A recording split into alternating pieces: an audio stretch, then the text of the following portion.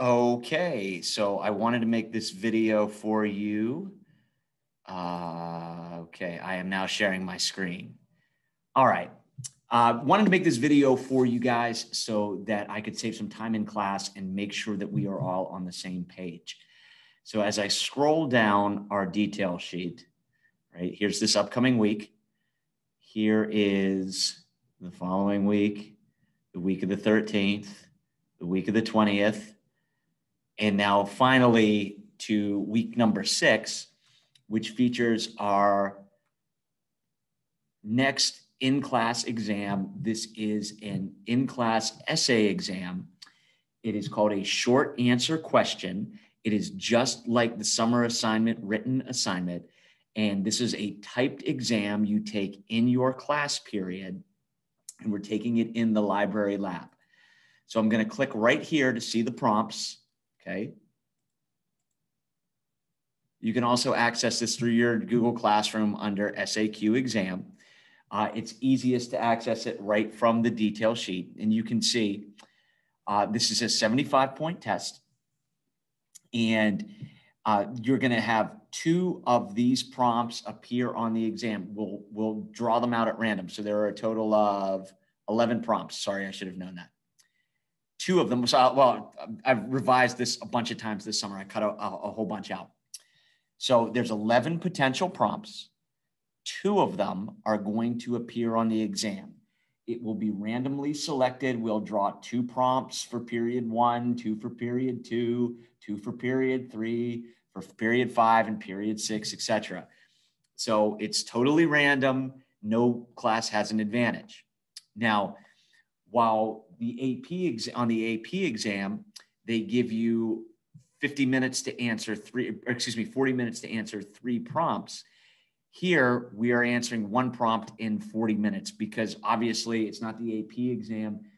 This is stuff that we've learned in detail in class. We have a little bit higher expectation.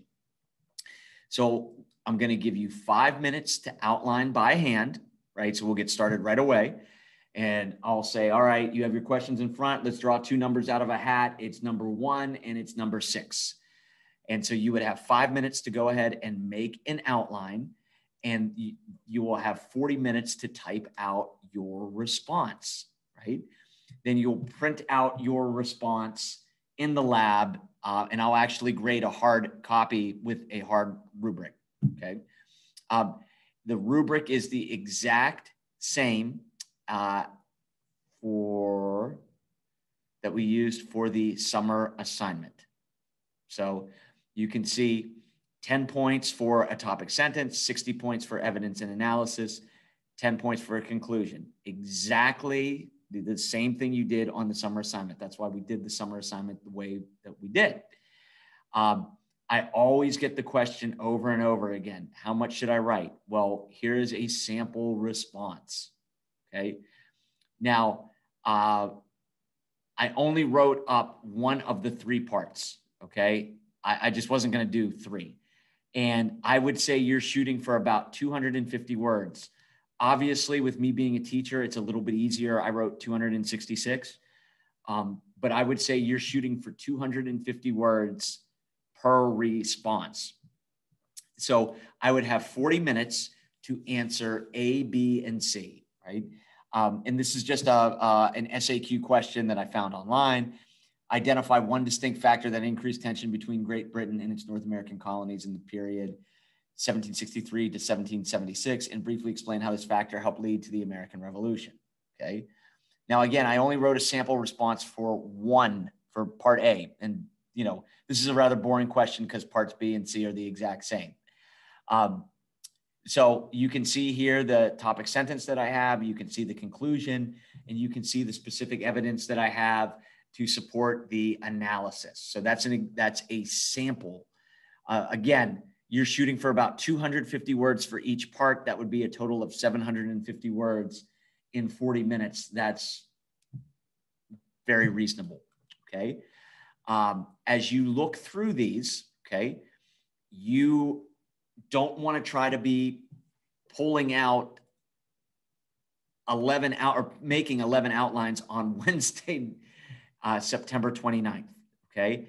outline these as we go. There are multiple advantages of that, all right? So you can see the very first one talks about things that we are doing early in chapter 6.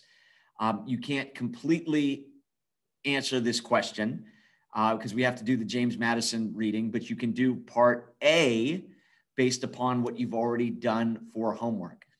So prompt 1, it's got a quote from Sue Davis, we just read, that the ratification of the Constitution represented the triumph of individualism over community and Lockean liberalism over civic humanism, right?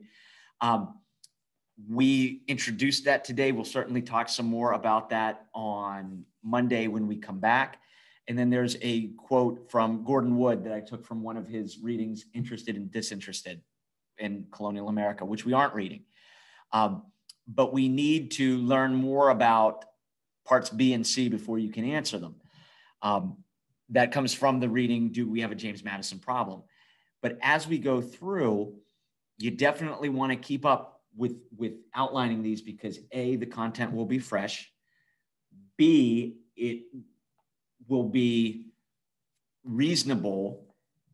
It's always better to do a little bit often than to do a lot not very often.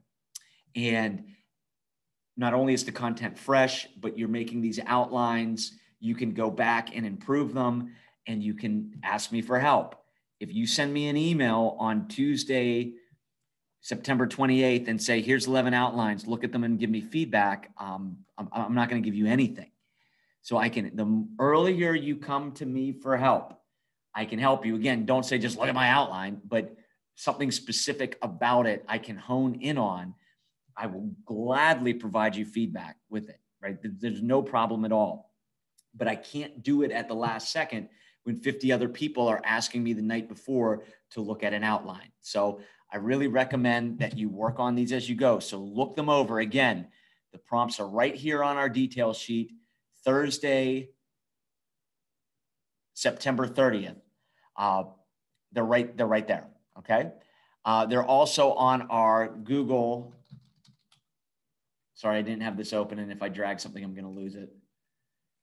If you look in our Google Classroom under, okay, it's AP exam, homework assignments, exams. See right here, SAQ exam, right? And there's a link to that document there as well. It's probably most convenient to just go from our detail sheet. So scroll down and be familiar, right? I probably spent a solid week this summer revising these. So the questions ask exactly what we learned, exactly what we emphasized in class, okay? Prompt 2 deals with the War of 1812, and that's exactly what we talk about, the aftermath of the War of 1812. As the pedestrian way of looking at it is status quo antebellum, but in reality, it shapes a lot of American history. Prompt 3 talks about the market revolution, okay? And so we've got the American system, and then we've got the Supreme Court. This covers a bunch of different readings that we will do. The parts A and B will come from the reading The Silence, which we'll be doing soon. This comes from our outside reading, part C, on the Missouri crisis. Part 5, or question number 5, you can answer part A right now.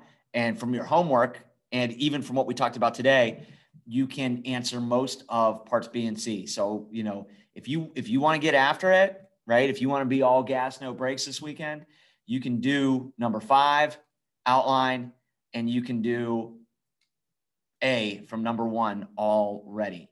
Okay. Oops, I'm getting ahead of myself. And you can see part 6 talks about Washington, Adams, and Jefferson's administration. 7, an assessment on the market revolution. Prompt 8 will literally, you'll do a group activity in class that deals with this cartoon on Jefferson's election in 1800. Number 9 talks about the yeoman farmer and venerate the plow and the market revolution. We will talk all about that. 10 is Andrew Jackson. That's the last thing we'll cover content-wise here. And 11 It covers 3 different topics. We'll go over the Second Great Awakening. We'll go over the Panic of 1819. We'll go over the election of 1824. So please take a look at these questions. So again, you don't let everything wait until the last second, and you understand, like, okay, I've got a plan. Click again on the rubric and see, okay, all 3 parts are going to be about this long. Shoot, I clicked on the rubric. Dummy. Sample response. Click on the sample response and you'll see, okay, that's what a sample answer looks like. I know I didn't double space it. I was trying to keep everything in tight here, right? You would, of course, double space it. So that's it. So that's in getting prepared for our SAQ exam on Thursday, September 30th for 75 points. Please spend some time getting familiar with it and work on it as we go so you don't let this creep up on you by Thursday the 30th.